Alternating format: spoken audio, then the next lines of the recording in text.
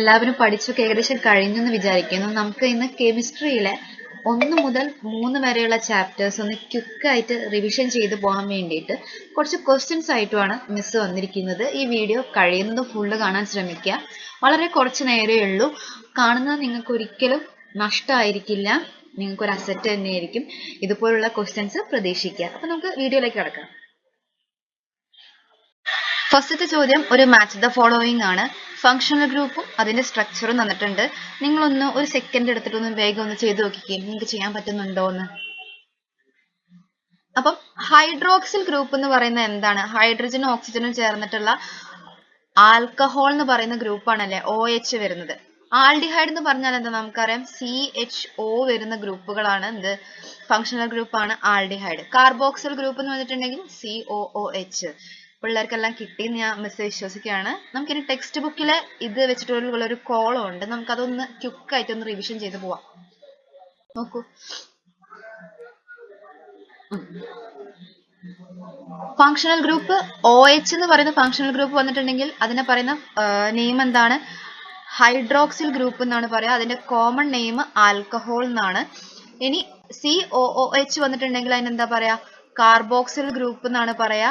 അതിന്റെ common name carboxylic acid എന്നാണ്. CHO എന്ന് പറഞ്ഞിട്ടുണ്ടെങ്കിൽ അതൊരു ആൽഡിഹൈഡിക് ഫങ്ഷണൽ ഗ്രൂപ്പ് ആണ്. Common name aldehyde.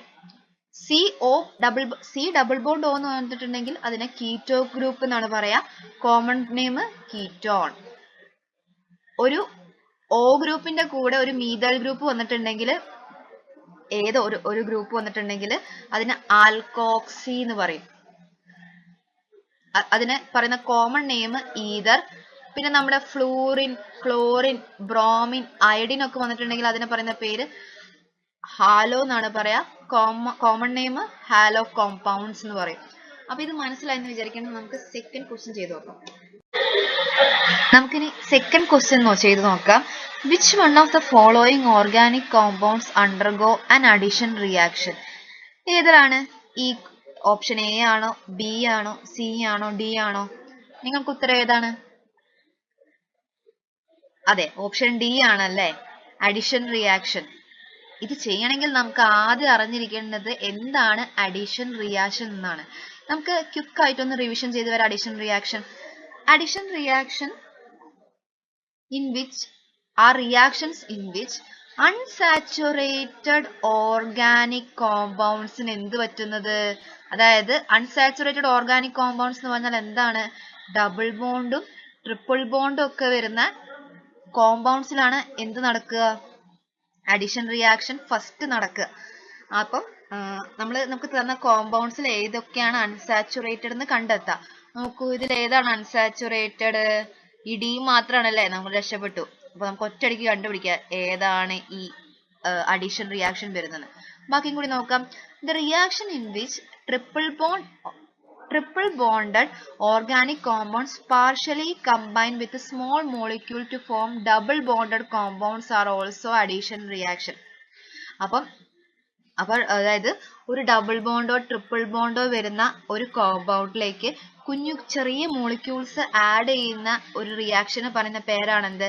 Addition reaction. Okay, നമ്മുടെ അടുത്ത ക്വസ്റ്റ്യനും ഇതുപോലെ റിയാക്ഷൻസിനെ വെച്ചിട്ടാണ്. സ്റ്റേറ്റ്മെന്റ് 1ഉം 2ഉം തന്നിട്ടുണ്ട്. ഇതിൽ ഏതാണ് കറക്റ്റ്, ഏതാണ് റോങ് എന്ന് കണ്ടുപിടിക്കാനാണ്.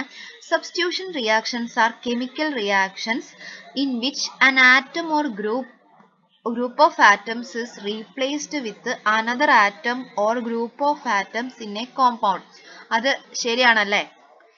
സെക്കൻഡ് സ്റ്റേറ്റ്മെന്റ് നോക്കൂ. Polymerization is the process by which simple molecules join together to form large complex molecules. ഇതും ശരിയാണല്ലേ. അപ്പൊ നമ്മുടെ ക്വസ്റ്റ്യൻ നോക്കാം. Which of the following options is true? താഴെ തന്നിരിക്കുന്നതിൽ ഏതാണ് ട്രൂ എന്ന് പറയുന്നത്? സ്റ്റേറ്റ്മെന്റ് 1ഉം 2ഉം നമുക്ക് കറക്റ്റ് ആണെന്നാണ് കിട്ടിയത്. അപ്പൊ ഏതാണ്? Statement 1 and 2 are correct. Okay, ഇനി അത് കഴിഞ്ഞിട്ടുള്ള ക്വസ്റ്റ്യൻ നോക്കൂ. Fourth question. To which category the compound COOCH3 belongs to? അതായത് ഈ കോമ്പൗണ്ട് താഴെ പറയുന്ന ഏത് കാറ്റഗറിയിലാണ് വരുന്നതെന്ന്. കാർബോക്സിലിക് ആസിഡ് ആണോ? കാർബോക്സിലിക് ആസിഡ് ആണെങ്കിൽ എന്താ വേണ്ടത്? COOH ആണല്ലേ വേണ്ടത്. മിസ്സിന്റെ O ഒക്കെ പോയിട്ടോ. COOH. ഈ പെന്ന് വെച്ച് വരയ്ക്കാൻ കുറച്ച് പാടാണ്. ഇനി ഈഥീൻ ആണോ? അല്ല. ആൽക്കഹോൾ ആണോ? ആൽക്കഹോൾ ആണെങ്കിൽ നമുക്ക് അറിയാം OH ആണ് വരേണ്ടത് അല്ലേ? ഈതർ ആണല്ലേ നമുക്കറിയാം. സോറി, എസ്റ്റർ ആണല്ലേ? എസ്റ്റർ നമ്മൾ പഠിച്ചിട്ടുണ്ട്. എസ്റ്റർ ബോണ്ട് നമ്മൾ ഏത് ചാപ്റ്ററിലാ പഠിച്ചേ? നമ്മളിതാ സെക്കൻഡ് ചാപ്റ്ററിൽ പേജ് നമ്പർ 43 നമ്മൾ എസ്റ്റേഴ്സ് പഠിച്ചത്. പഠിച്ചിട്ടില്ല എന്നൊന്നും വിചാരിക്കരുത് കേട്ടോ. ഈ COO കാണുമ്പം അത് മനസ്സിലാക്കിക്കോളണം എന്താണെന്ന്, എസ്റ്റേഴ്സ് ആണെന്ന്. എസ്റ്റേഴ്സ് എങ്ങനെയാണ് ഉണ്ടാക്കുന്നത്? Alcohol react with carboxylic acid.